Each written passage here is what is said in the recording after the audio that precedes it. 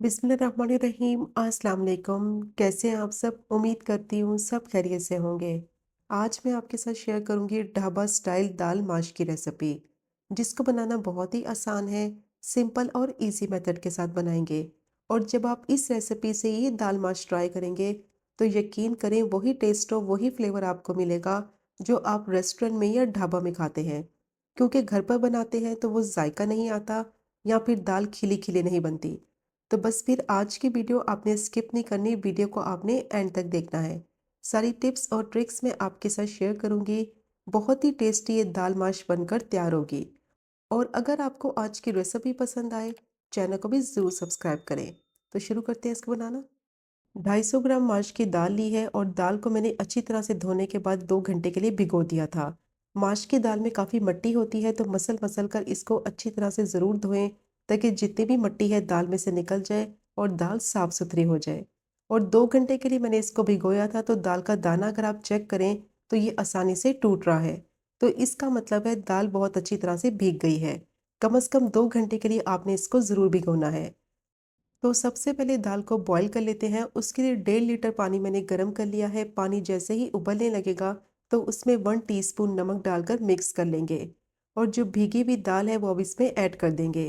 दाल का पानी मैंने फेंक दिया है और देखें दाल कितनी साफ़ सुथरी है। दाल को भिगोते वक्त अच्छी तरह से आपने इसको धोना है ताकि इसमें मिट्टी ना हो। तो बहुत ही अच्छी खिली खिली ये दाल बनकर तैयार होगी। अब दाल को थोड़ा सा मिक्स कर लेंगे पानी में और मीडियम टू हाई फ्लेम पे 5 से 6 मिनट के लिए इसको पकने देंगे।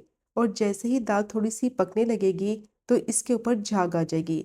तो चम्मच की मदद से सारी झाग निकाल लेंगे, क्योंकि अगर इसी झाग के साथ दाल को बॉईल करेंगे तो दाल में कड़वाहट आ जाएगी, इसका टेस्ट खराब हो जाएगा। क्योंकि दाल जैसे ही उबलने लगती है तो इसका सारा कचरा इस झाग में निकल आता है। तो इसलिए इसको निकालना बहुत ज़रूरी है, ताकि दाल का फ्लेवर और टेस्ट भी ख़राब ना हो, इसमें कड़वाहट भी ना आए और बहुत ही ज़बरदस्त ये दाल माश बनकर तैयार हो। अब चम्मच की मदद से सारी झाग मैंने निकाल ली है। हल्के हाथों से इसको मिक्स करेंगे और मीडियम टू लो फ्लेम पे इसको पकने देंगे, ताकि दाल जो है वो अच्छी तरह से सॉफ्ट हो जाए। तो दाल को पकते हुए 10 से 12 मिनट हो गए थे। दाल को चेक कर लेते हैं। 90% तक दाल जो है वो अच्छी तरह से गल गई है। ज़्यादा इसको नहीं पकाना है क्योंकि मसाले में भी पकेगी और 100% तक अच्छी तरह से कुक हो जाएगी। तो ये बहुत ही इम्पॉर्टेंट स्टेप है, इसका आपने ख़ास ख्याल रखना है। अगर इस पॉइंट पर आपने दाल को ज़्यादा बॉयल कर लिया तो मसाले में जाकर ये मैश हो जाएगी और खिली खिली नहीं बनेगी। अब दाल बॉईल हो गई है, इसका पानी छान कर इसको साइड पे रखते हैं। अब दोबारा से मैंने पैन लिया है, उसमें डालेंगे आधा कप कुकिंग ऑयल। और जैसे ही ऑयल गर्म हो जाएगा तो इसमें प्याज को फ्राई करेंगे। एक मीडियम साइज़ की प्याज को बिल्कुल बारीक चॉप कर लिया है। और साथ ही इसमें डालेंगे 2 बारीक कटी हुई हरी मिर्चें, 4 साबुत गोल लाल मिर्चें डालेंगे। या इसकी जगह आप 4 लंबी सूखी वाली लाल मिर्च भी यूज़ कर सकते हैं। अब मीडियम टू लो फ्लेम पे प्याज को फ्राई करेंगे कि इसका कलर हल्का गुलाबी सा हो जाए और प्याज अच्छी तरह से सॉफ्ट हो जाए। ज़्यादा प्याज को फ्राई नहीं करना, क्योंकि अगर इसको ज़्यादा फ्राई कर लिया इसका कलर डार्क हो जाएगा तो मसाले का कलर भी ख़राब हो जाएगा। तो बस मीडियम टू लो फ्लेम पे 3 से 4 मिनट के लिए प्याज को मैंने फ्राई कर लिया है। इसका कलर देखें हल्का गुलाबी सा हो गया है और प्याज सॉफ्ट हो गई है। अब इसमें डालेंगे 1 टेबल स्पून लहसुन अदरक का पेस्ट और इसको भी फ्राई करेंगे 1 से 2 मिनट के लिए, ताकि इसका कच्चापन ख़त्म हो जाए और अच्छी सी खुशबू आने लगे।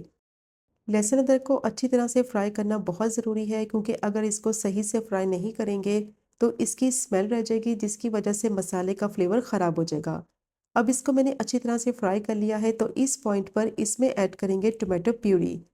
2 मीडियम साइज़ के टमाटर को ब्लेंडर में मैंने मोटा मोटा पीस लिया है। ज़्यादा बारीक इनको नहीं पीसना है, पेस्ट इनका नहीं बनाना। अब इसको मिक्स करेंगे और मिक्स करने के बाद फ्लेम को मीडियम टू हाई कर देंगे। और साथ ही इसमें डालेंगे कुछ मसाले, जिसमें 1 टीस्पून नमक ऐड करेंगे, या फिर नमक आप अपने टेस्ट के हिसाब से डालें। 1 टीस्पून लाल मिर्च पाउडर, 1/4 टीस्पून हल्दी डालेंगे, 1.5 टीस्पून धनिया पाउडर डालेंगे। अब अच्छी तरह से मसाले को भूनेंगे कम से कम 7 से 8 मिनट के लिए। तो इस पॉइंट पर आपने ज़्यादा जल्दी नहीं करनी, अच्छी तरह से मसाले की भुनाई करनी है, ताकि ऑयल इसका सेपरेट हो जाए, मसालों का कच्चापन ख़त्म हो जाए और टमाटर का जो पानी है वो सारा खुश्क हो जाए।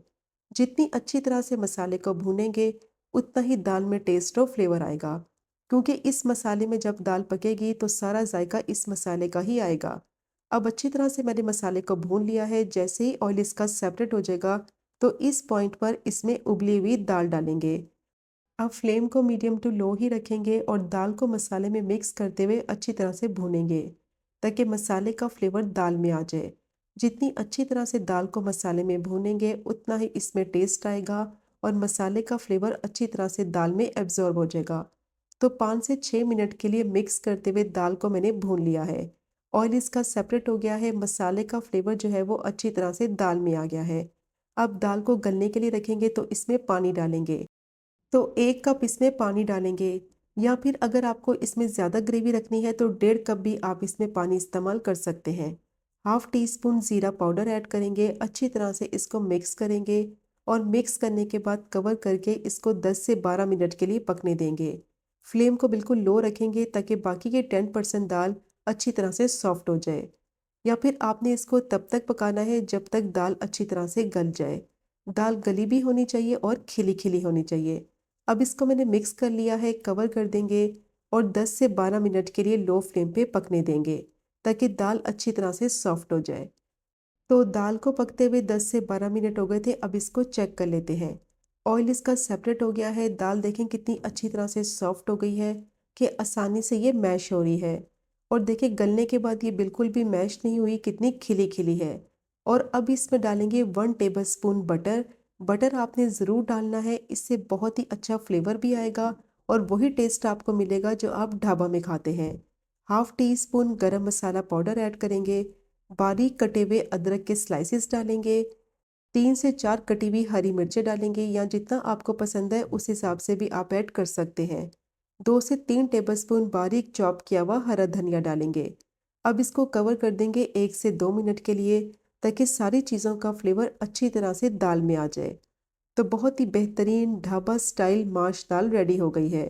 और आप इसके लुक चेक कर सकते हैं, टेक्सचर चेक कर सकते हैं कितना ज़बरदस्त है कि दाल कितनी अच्छी खिली खिली बनी है।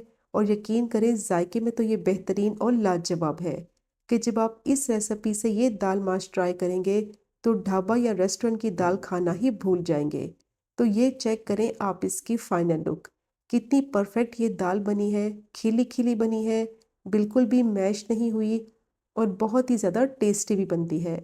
तो ज़रूर ट्राई कीजिएगा ये मज़ेदार दाल माश की रेसिपी को, जो कि बनाने में बहुत ही आसान, खाने में बेहतरीन और लाजवाब। और अगर आपको आज की वीडियो पसंद आए, चैनल को सब्सक्राइब करें, वीडियो को लाइक करें और शेयर करें। इंशाल्लाह मिलेंगे अगले कुकिंग व्लॉग में फिर एक नई रेसिपी के साथ।